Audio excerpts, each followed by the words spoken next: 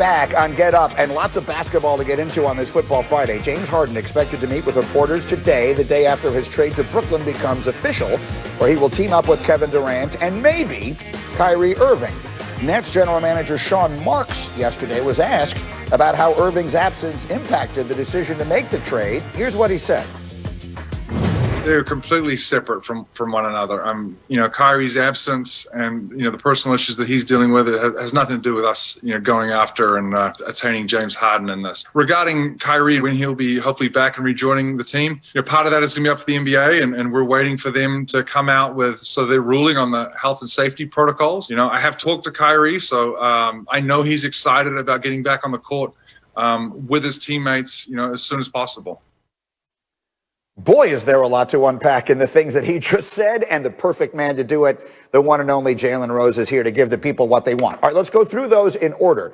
The first thing he said was that the Kyrie Irving absence had no impact on their decision to trade for James Harden. Do you buy that? I buy it, Greeny, because this was something that's been brewing, in particular this offseason when those three were in Los Angeles playing pickup games together. And here's the deal.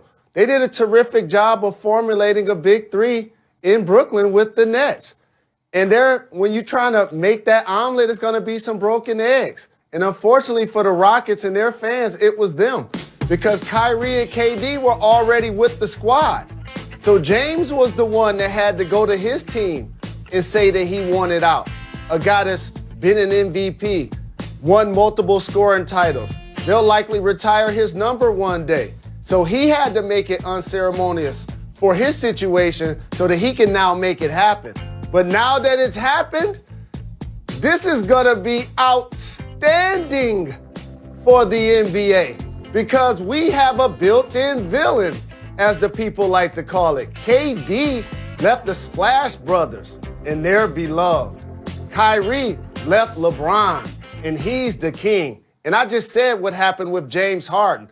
Now you have LeBron, the king on the West, sitting on the throne, and now you have the Nets and KD, a two-time Finals MVP on the East Coast. We needed this for Eastern Standard Time. I'm with you on that part of it, but obviously one of the big three is not there. Another thing Sean Marks just said is, I've talked to Kyrie and he's excited to be back on the floor with his teammates. Well, what exactly should we make of that, considering at least in one big way, he's the reason he's not on the floor with his teammates? So, of course, we always got to take, mental health and or any anxiety or depression into account when we're talking about any human beings.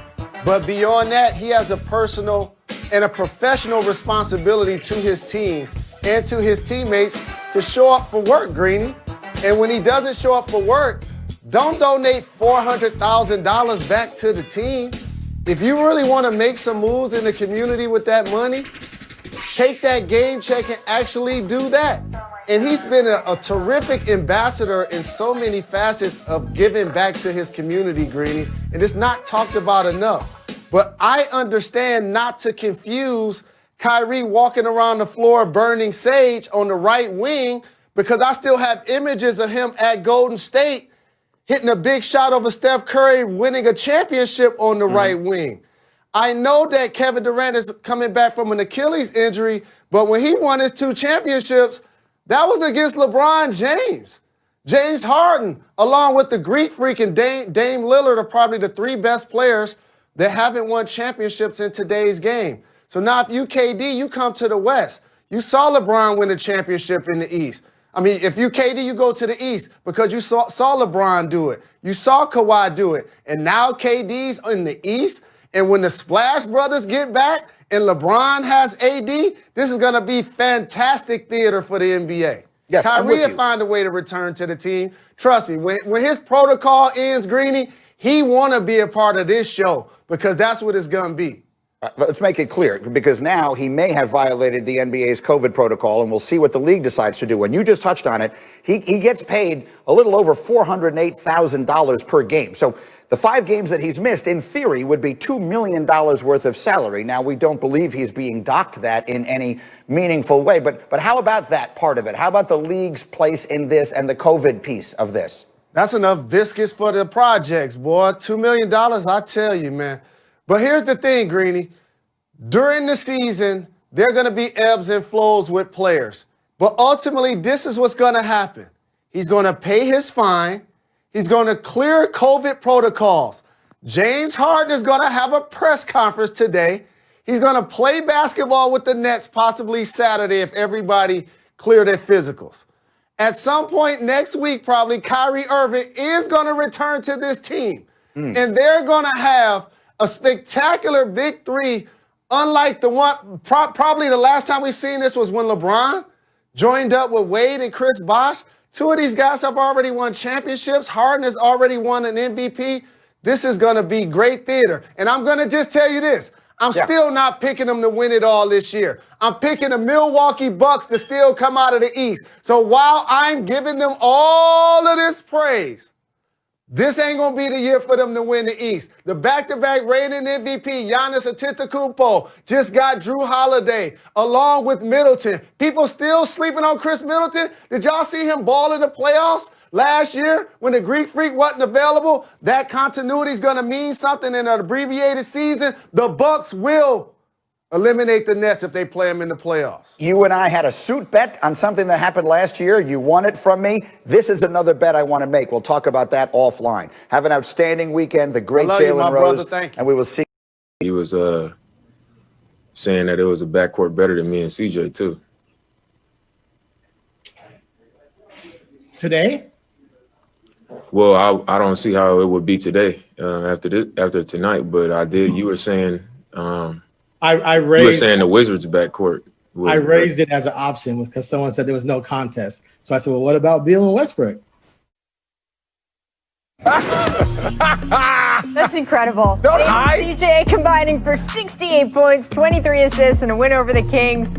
Richard, I'll ask you the simple question. Do the Blazers have the best backcourt in the league? Yes. Christian James and Dame Dollar are the best backcourt in this league currently. They're Robert? But don't hide. You know, I'm not going to say they're the best. I'm not going to say that. I love Dame. I love him to death. But think about it. Bradley Beal's putting on a show. Westbrook is an MVP, triple-double. So there's an argument for a lot of other duos out there. But my thing is this: don't hide behind you. If I was that guy, he was like, today, I didn't. It's like, no, look. At the end of the day, just scared, man. Say Own this. up Say to this. what you gonna Hey, say. look, do you have an MVP? Have you played in the finals? Because that duo has an individual that has done both. Well, yes. I would say, though, that Westbrook has not found his footing quite yet with the Wizards right now, and I would certainly give it to Dame and CJ, or as you have taken to calling him, Christian James. There we go. Welcome God. to The Jump. I am Rachel Nichols alongside a couple of NBA champions, Richard Jefferson, Robert Horry. I would like to brag that between the three of us, we have 8 rings. That's Yes, the right we way do. to say it, Richard, That is right? right. I like to I say don't think between- we need to say anything more. Who has 7 on this We're a team, panel? baby. It might We're a be- team. Yeah, there we go. Yes. So kind. Coming up, how good are the Rockets now after acquiring Victor Oladipo in that massive 4-team blockbuster trade? We will discuss the Houston side of things in a moment, but you know where we're going first. Yeah, Brooklyn. It says something about a trade if we can simultaneously have been talking about it possibly happening for months and have it knock everyone over when it comes through.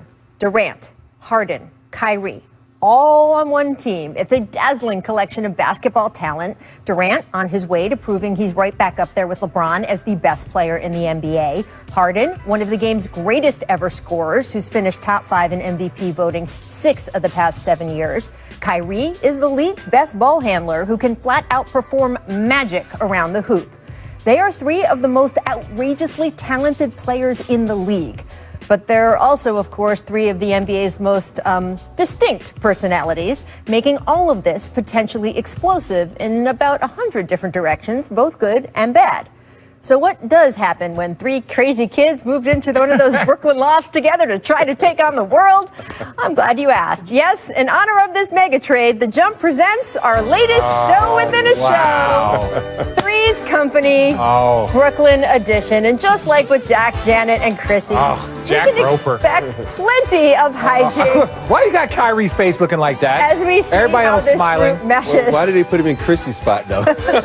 Now, executive producer, Nets general manager Sean Marks is optimistic. Here he was this morning talking about the screaming neon elephant in the room, team chemistry. Look, I think whenever you're meshing personalities, I think we've got to wait and see how this all fits on the floor and so forth. I think these guys have given us the right answers. They've said, hey, they want to play together. They can see this fitting. I think they're at a time in their careers, they understand that there's without a doubt going to be some nights where one or two need to sacrifice for the other and so forth. But I think they're all looking for that common goal. Marks added that Harden and Durant already knowing and liking each other should help speed the team building process here. Perhaps, although as he was speaking, it was hard to not think about how that same scenario went so wrong between Harden and Russell Westbrook that Russ asked out after just one season.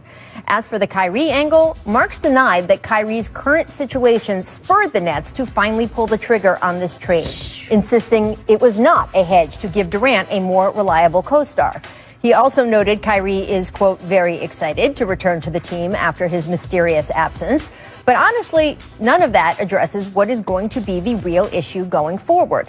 Is Kyrie going to be okay with essentially being the third option in Brooklyn behind two former MVPs? We know part of why Kyrie asked out of Cleveland was because he didn't want to continue shaping either his game or his standing on the team around LeBron anymore. We know there were issues coexisting with teammates in Boston. We know that in other recent big threes, guys like Kevin Love, Chris Bosh have had some trouble adjusting to that third role. And these two guys, well, they're at least notoriously mellow. At least Kyrie plays a different position. He will have the ball in his hands more. Maybe Ray Allen and